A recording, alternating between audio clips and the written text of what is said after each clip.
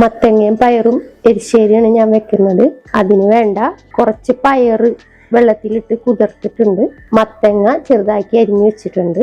അതിലേക്ക് അരക്കാനുള്ള തേങ്ങ, ഉള്ളി, നല്ല ജീരകം. പിന്നെ നമുക്ക് താളിച്ചൊഴിക്കാൻ വേണ്ടിയിട്ടാണ് വറ്റൽമുളക്, വേപ്പില, കടുക്. പിന്നെ വേവിക്കുമ്പോൾ ഇടാൻ മുളക് പൊടി, മഞ്ഞപ്പൊടി, ഉപ്പ്, താളിക്കാൻ വെളിച്ചെണ്ണയും. മത്തങ്ങയും പയറും കുക്കറിലേക്ക് ഇട്ട് കൊടുക്കാം. ആവശ്യത്തിന് ലേശം മുളക് പൊടി, 1/4 ടീസ്പൂൺ മഞ്ഞൾപ്പൊടി, ആവശ്യത്തിനുള്ള ഉപ്പും.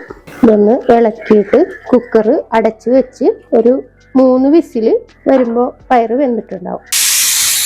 അരപ്പ് റെഡി ആയിട്ടുണ്ട്. കുക്കറിന്റെ പ്രഷറൊക്കെ പോയിട്ടുണ്ട്.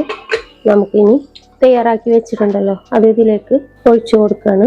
ഇത് ഒഴിച്ചു കൊടുത്തിട്ട് കൂടുതൽ നേരം തിളപ്പിക്കേണ്ട, വെറുതെ ഒന്ന് ചൂടായാൽ മതിയാവും. ഇതിലേക്ക് നമുക്ക് താളിച്ചൊഴിക്കാൻ പാൻ അടപ്പത്ത് വെക്കാം. പാൻ ചൂടായി അതിലേക്ക് ഞാൻ വെളിച്ചെണ്ണ ഒഴിച്ചു കൊടുക്കണം. വെളിച്ചെണ്ണ നന്നായി ചൂടായിട്ടുണ്ട്. അതിലേക്ക് കടുക് ഇട്ട് കൊടുക്കണം. 2-3 വറ്റൽമുളക്, വേപ്പില ഇതിലേക്ക് ഒഴിച്ചു കൊടുക്കാം. മത്തങ്ങയും പയറും എരിശ്ശേരി റെഡി.